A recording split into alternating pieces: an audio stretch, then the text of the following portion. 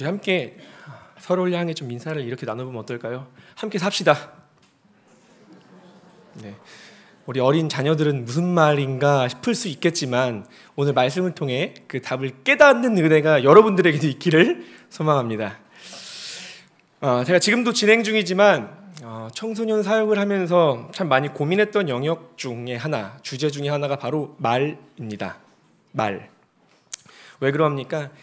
지금의 청소년들은 상당히 감성적입니다. 그러다 보니까 민감하죠. 그 말 한마디에 많은 것을 느끼기 때문입니다. 예를 들어서 동일한 뜻을 담고 있다 하더라도 A라는 단어를 쓰면은 이렇게 반응하는데 B라는 단어를 쓰면 저렇게 반응합니다. 반응이 천차만별이라는 뜻이죠. 또 동일한 단어를 쓰는데 억양에 따라 반응이 또 천차만별입니다. 또 한 걸음 더 나아가 동일한 단어에 동일한 억양을 쓰는데 그 학생의 지금 감정 상태에 따라 반응이 또 천차만별입니다. 지금 나름 고개를 끄덕이면서 이렇게 들으시는 분들은 분명히 청소년 자녀를 두신 분들이 아닐까 조심스럽게 한번 생각을 해봅니다. 지금 제가 최근에 있었던 일입니다. 지금 당사자가 여기 앞에 있기 때문에 참 어떻게 말해야 될까 싶기도 한데 제가 우리 아이들과 교제를 나눠요. 근데 어느 날은 제가 조금 장난을 쳤어요. 제가 좀 진지한 사람인 건 맞지만 장난치는 것도 좋아해요. 사실입니다. 네, 그런데 제가 일부러 장난을 쳤어요. 상황적으로는 웃어야 될 타이밍이에요. 근데 갑자기 동공이 흔들리는 거예요. 여기 있는 학생이. 왜 그러지? 싶었더니 나중에서야 얘기를 하는 거예요. 목사님, 진심인지 장난인지 모르겠어요. 이런 말을 하더라고요. 그때 깨달았습니다. 저는 개그는 하지 말아야 된다는 것을. 이토록 여러분, 말은, 그 다음에 소통은 참 중요한 것 같습니다. 아마 여기 계신 많은 학부모님들도 느끼셨을 거예요. 분명히 나는 좋은 의미로 이야기를 했는데 내 자녀가 갑자기 화를 냅니다. 분명히 나는 처음 말한 것 같은데 내 자녀는 왜 맨날 똑같은 얘기만 하냐고 말을 합니다. 분명히 나는 기분 좋게 진심을 다해 말했는데 왜 이렇게밖에 말을 못하냐고 말을 합니다. 참 부모로서 답답할 노릇이죠. 그렇게 말이라는 것은 중요하면서도 분명히 그 말에 의미가 있음에도 불구하고 내 속뜻은 있지만 잘못 전달되어서 오해를 살 때가 많은 것이 사실입니다. 그래서 옛 선조들은 아마 이런 말을 남긴 것 같아요. 10길 물속은 알아도 한 길 사람 속은 모른다고 말합니다. 너무나도 공감이 되는 표현인 거죠. 그렇다면 생각해 볼 수 있어요. 왜 우리는 오해를 하는 걸까? 제가 모든 경우의 수를 다 이야기할 수는 없을 겁니다. 그런데 곰곰이 생각해 봤을 때 아마 이 두 가지가 가장 크지 않을까 생각을 해봐요. 첫 번째로는 아마 내 생각으로 가득 차 있다면 오해하기가 쉬울 겁니다. 또 상대방과의 관계가 녹록치 않다면 오해하기가 또 쉬울 겁니다. 사람과의 관계 또한 이런 오해들이 가득할 수 있는데 우리가 보이지 않는 하나님과의 관계는 어떠하겠습니까? 우리는 하나님에 대해서 쉽게 오해할 때가 참 많이 있습니다. 바라기는 오늘 본문에 담긴 이 말씀을 통하여 우리가 갖고 있던 오해의 비늘들이 벗겨지고 그 안에 담긴 진의, 하나님의 진짜 속마음을 깨닫게 되는 우리 모두가 되기를 간절히 소망합니다.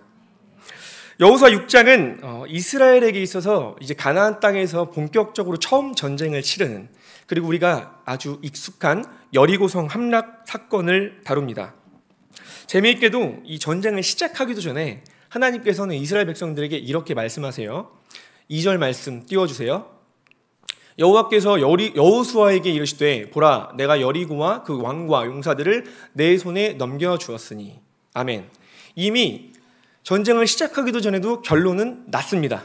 그냥 이 나온 결론을 가지고 하나님께서는 그 가운데 이스라엘 백성들에게 두 가지 명령을 내리십니다. 그 명령의 주된 내용을 우리가 본문을 보면서 한번 살펴봤으면 좋겠어요. 한번 넘겨주세요. 첫 번째 명령입니다. 함께 읽어볼까요?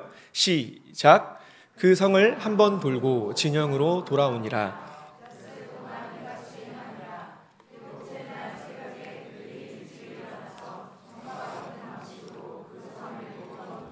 그 성을 7번 돌기는 그뿐이었더라. 아멘. 즉 첫 번째 명령은 여리고성을 무너뜨리기 위한 방식입니다. 그리고 두 번째 명령입니다. 넘겨주세요. 제가 읽어보겠습니다. 너희는 온전히 바치고 그 바친 것 중에서 어떤 것이든 취하여 너희가 이스라엘 진영으로 바치는 것이 되게 하여 고통을 당하게 되지 아니하도록 오직 너희는 그 바친 물건에 손대지 말라. 아멘. 두 번째 명령은 여리고성을 점령한 후 마무리하는 방식입니다. 아마 첫 번째 명령에서는 조금 이 방식이 아이러니하고 비상식적일지 모르겠지만 이미 이스라엘 백성들은 어떤 사람들입니까? 출애굽부터 시작해서 광야에 이르기까지 그리고 요단강을 건너기까지 하나님의 이해할 수 없는 방식들을 직접 눈으로 경험하고 마주했던 사람들입니다. 그래서 이게 큰 문제, 내 생사와 직결되는 큰 문제가 아니라면 이상한 방식일지라도 충분히 그냥 해볼 수 있었을 겁니다. 근데 이 두 번째 명령을 우리가 집중하려고 합니다. 이 명령의 더 직설적인 표현이 오늘 본문의 21절입니다. 한번 앞을 보며 21절을 읽어볼까요? 시작.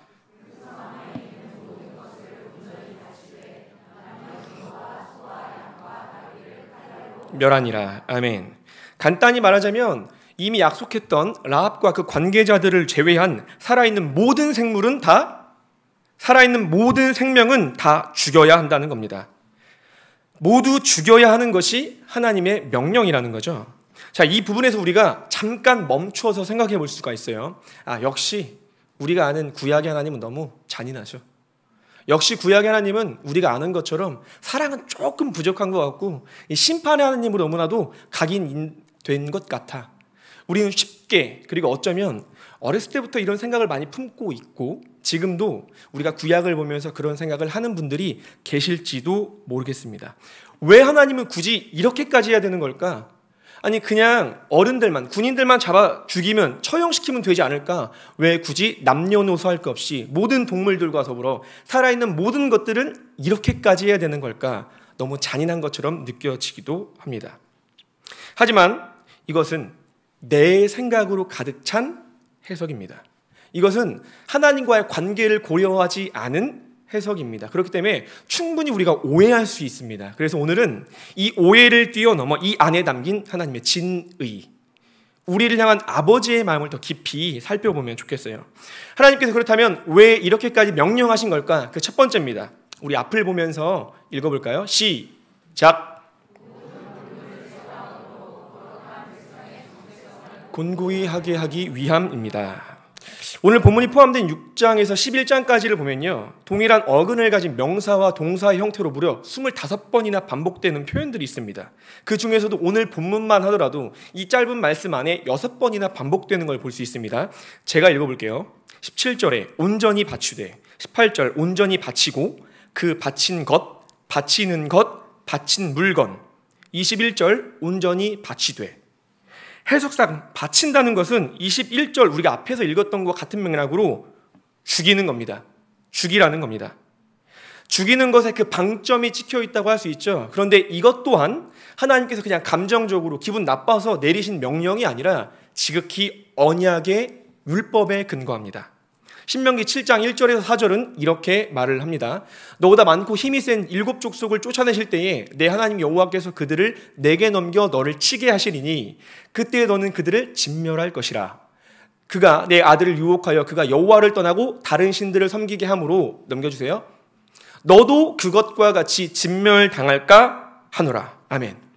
진멸하고자 하시는 이유는 분명합니다.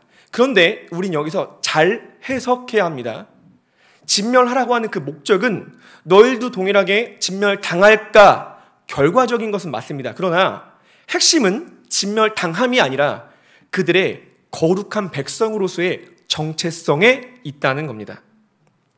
바로 거룩한 백성이라는 이 정체성에 답이 있습니다. 이미 이스라엘은 출애굽을 통하여 하나님의 백성이라는 칭호를 받은 존재입니다. 그런데 그들이 이방 국가와 함께 동일하게 우상을 숭배한다는 것은 그들의 거룩을 내던지고 하나님의 백성이라는 정체성을 버리겠다는 전제가 깔려 있는 겁니다. 여러분, 우리는 기억해야 합니다. 하나님의 백성이라는 이 정체성의 지표는 거룩에 있습니다. 다시 한번요. 하나님의 백성이라는 이 정체성의 지표는 거룩에 있습니다. 그러니 살아있는 모든 것을 죽이라고, 이 진멸시키라고 하는 하나님의 명령은 이스라엘로 하여금 거룩을 잃어버릴 수 있는 그 가능성의 모든 것들을 제거하라는 겁니다. 그걸 제거하는 것이 하나님의 백성으로서 그 정체성을 온전히 지키며 살아갈 수 있고 그 다음에야 진멸당하지 않는다는 결과에 이르게 되는 거죠. 여러분, 사실 우리는 이미 성경을 알고 있는 사람들이기 때문에 온전히 이 명령을 수행하지 못한 결론을 알고 있습니다. 자, 여러분, 여호수아서 이후에 쭉쭉쭉 넘어서 우리가 잘 알고 있는 사사기가 등장합니다. 사사기 1장에 가장 많이 등장하는 표현이 뭐냐면 쫓아내지 못했더니예요. 1장만 하더라도 무려 7번 등장합니다. 그랬더니 그 쫓아내지 못한 것에 대한 결론이 무엇입니까? 우리가 잘 알고 있는 사사기 2장 10절 말씀, 앞을 보면 함께 읽어볼까요? 시작.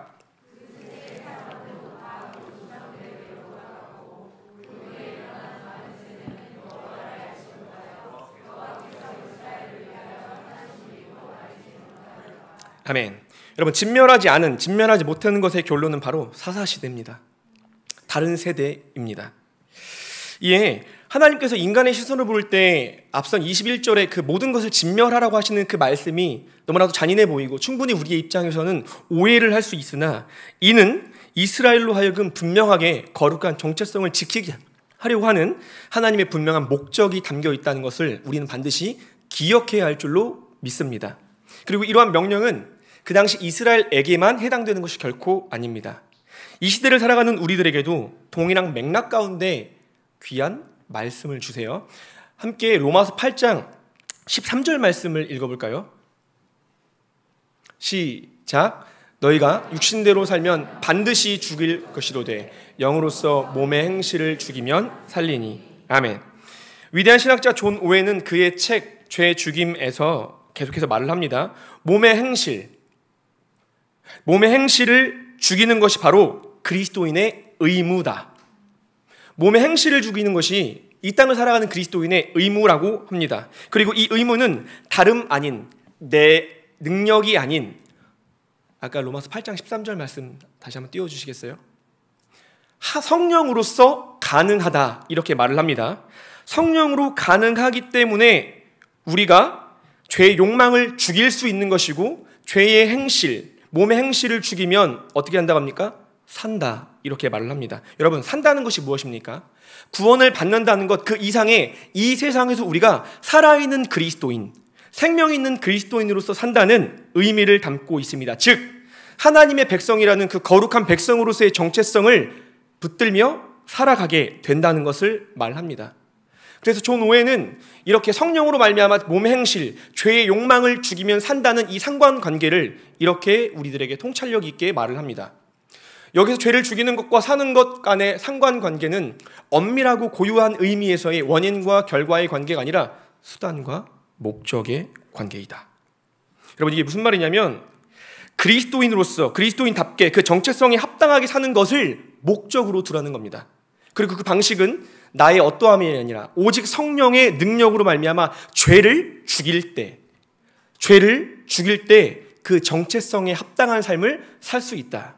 그것을 우리에게 말을 하고 있는 겁니다. 그렇기 때문에 누구보다 이 원리를 잘 알고 계셨던 하나님이시기 때문에 여호수아와 그의 백성들을 향해서 말씀하셨던 겁니다. 이 시대를 향한 우리를 향한 하나님의 뜻이기도 합니다. 근데 되게 감사한 건 뭐냐면요, 이 당시 이 시대를 두고 볼 때 이스라엘 백성들이 이런 명령을 받았다고 해서 우리가 이미 알고도 있지만 온전히 지키지 못합니다. 그러나 지금 이 시대를 살아가는 우리들은 다릅니다. 왜냐하면 이 명령을 수행하는 우리의 입장에서는 내가 하는 것이 아니라 내 안에 내주하시는 성령이 하시기 때문입니다. 성령 하나님께서 직접 죄를 죽이신다, 그렇게 말씀하셨기 때문에 우리는 성령으로 말미암아 이 세상에서 하나님의 백성이라는 거룩한 정체성을 온전히 붙들며 살아갈 수 있다는 이 깨달음이 우리들에게 있음에 감사해야 할 줄로 믿습니다. 본문으로 돌아와 우리가 오해할 수 있는 이 하나님의 명령, 그 두 번째 이유는 바로 이것입니다. 함께 읽어볼까요? 시작.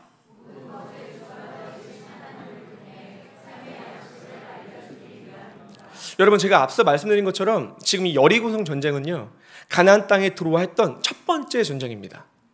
첫 번째 전쟁이라 하면 이제부터 수많은 전쟁들이 펼쳐질 것을 우리에게 예상케 합니다. 그리고 실제 이어지는 전쟁들을 보면요, 하나님께서 진멸하라고 하시는 이 명령을 여리고성 전투에서만 말씀하시는 게 아니라 지속적으로 반복해서 이스라엘 백성들에게 동일하게 말씀하십니다. 그런데 유독 우리가 집중해야 될 것은 오늘의 이 본문, 특별히 여리고성 전투에서만 모든 것입니다. 남녀노소 동물들 것 할 것 없이 그냥 살아있는 모든 것을 싹 다 죽이라고 말씀하십니다.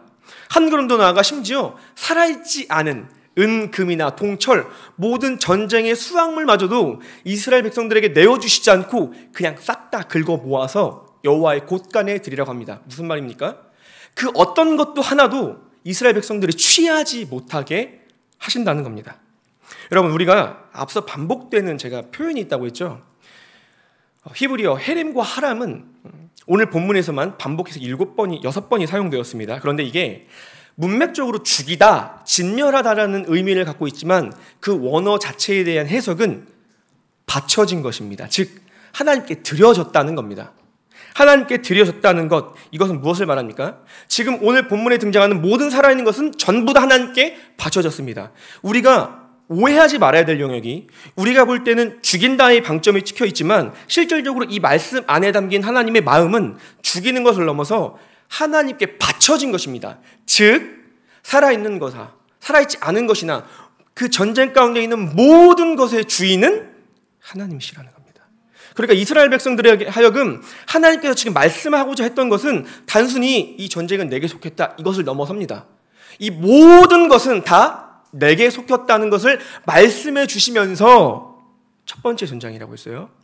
이어지는 두 번째, 세 번째, 네 번째 계속된 전쟁 가운데 이 전쟁을 어떻게 해야 되는지에 대한 방식, 삶의 양식을 보여주신 거예요. 너희들이 모든 전쟁들이 앞에 펼쳐질 텐데 그 전쟁의 방식은, 승리의 방식은 단순히 이렇게 한다, 이게 아니라 모든 것이 여호와께 속해 있다는 것을 기억하라. 이것을 기억하는 것이 이들을 향한 하나님의 뜻이었다는 겁니다. 이것을 잊어버려서 생긴 문제가 바로 뒷장에 나오는 7장의 아간 사건이에요. 하나님의 것을 인정하지 못한 채 본인이 취했던 아간은 최종적으로 어떻게 됩니까? 죽습니다. 이러한 결론이 구약에서만 등장합니까? 사도행전 5장에 아나니아와 삽비라도 동일합니다. 하나님께 바쳐지려고 했던 본래의 것, 그것들을 본인이 취했습니다. 하나님의 것을 본인이 취했더니 나오는 결론은 죽음입니다. 그 자리에서 직결로 심판받은 것을 우리는 알고 있습니다. 여러분, 우리는 기억해야 합니다. 모든 만물이 죽게 속해 있다는 것, 이것이 우리가 기억해야 할 삶의 방식입니다. 그런 점에서 우리는 스스로에게 물어야 합니다. 과연 오늘 나는 나의 모든 것을 주님께 드렸는가? 나의 시간, 나의 물질, 나의 에너지, 나의 삶, 그 전체를 과연 우리는 하나님께 드리는 오늘 하루를 사셨습니까? 아니면 지금 내게 갖고 있는 그 이상의 것을 하나님께 더 달라는 요청의 것을 더 기도 제목으로 삼으셨습니까? 하나님께 속해 있음을 인정할 때 그것이 진정 하나님의 백성으로서 그 정체성을 유지하면서도 이 땅을 살아가는 전쟁의 시작점임을 여러분 반드시 기억하면 좋겠습니다. 그래서 로마서 12장 1절은 우리에게 이렇게 권면합니다. 함께 읽겠습니다. 시작.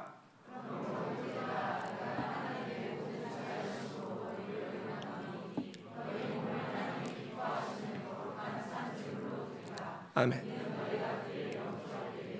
아멘. 여러분, 우리의 몸이라 하는 것은 단순히 우리 육신만을 말하는 것이 아니겠죠. 우리의 삶 전체를 뜻합니다.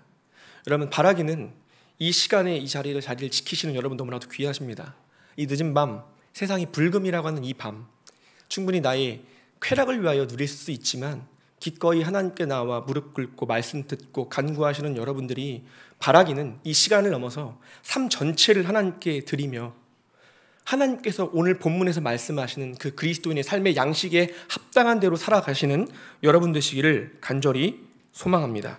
말씀을 정리합니다. 우리는 자주 하나님을 오해합니다. 나의 생각으로 가득 찼기 때문에, 하나님과의 관계가 온전치 못하기 때문에 하나님을 오해함으로 하나님을 미워할 때도 있고 원망할 때도 있고 하나님의 섭리를 인정하지 않으려고 할 때가 있습니다. 그러나 오늘 본문을 통해 우리는 확인했습니다.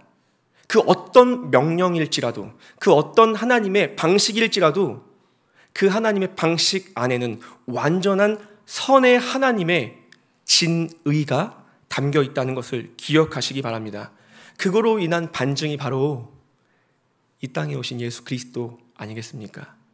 그분의 성육신으로부터 시작해서 삶을 살아가는 매 순간의 발걸음, 고난, 십자가에서의 죽음, 장사, 부활, 승천, 이 모든 과정 하나하나는 바로 모든 과정 가운데 우리를 향한 하나님 아버지의 마음이 담겨 있는 겁니다. 이 발걸음을 바라본다면 어찌 완전한 가장 선하신 하나님 아버지의 마음을 모를 수 있겠습니까? 그러하니 막혀있는, 그래서 도무지 내가 말씀을 봐도 하나님 아버지의 마음을 전혀 모르겠고 하나님의 뜻이 도대체 어디 있는지 내 사방팔방 다 돌아봐도 알 수 없고 지금 나는 답이 없다고 여겨질 그때일지라도 여러분 주님을 바라보시기 바랍니다. 주님에게 하나님의 아버지의 마음이 그대로 드러납니다. 골로새서 1장 13절은 우리에게 이렇게 말을 합니다. 그가 우리를 흑암의 권세에서 건져내사 그의 사랑의 아들의 나라로 옮기셨으니 아멘. 예수 그리스도께서 죽으심으로 말미암아 우리를 더 이상 죄의 권세 아래 있지 아니하게 하시고 하나님의 아들의 나라에 하나님의 자녀가 되는 권세를 허락해 주셨습니다. 요한복음 13장 15절입니다. 내가 너희에게 행한 것 같이 너희도 행하게 하려 본을 보였노라. 아멘. 그 예수님께서는 단순히 우리를 구원만 하신 것이 아니라 구원하시면서 그 삶의 여정 속에서 어떻게 우리가 이 땅을 살아가야 되는지 삶의 본, 양식을 보여주셨고 그 양식을 보여주신 것으로 끝나는 것이 아니라 지금도 하늘 보좌 우편에서 우리를 위해 간구하고 계신다고 히브리서는 증언합니다. 여러분, 주님께서는 자신의 생명을 다해 우리를 살리셨을 뿐 아니라 하나님의 자녀가 되는 권세를 허락하셨고 여전히 이 땅에서 우리가 어떻게 살아가야 될지 삶을 통해 우리에게 직접 다 보여주셨습니다. 이 주님을 보면서 어떻게 하나님을 오해할 수가 있습니까? 하나님을 오해하고 계십니까? 지금 어떻게 해야 될지를 모르는 분들이 계십니까?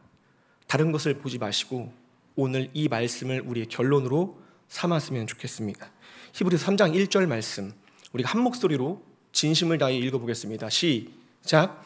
그러므로 함께 하늘에 부르심을 받은 거룩한 형제들아, 우리가 믿는 도리의 사도이시며 대제사장이신 예수를 깊이 생각하라.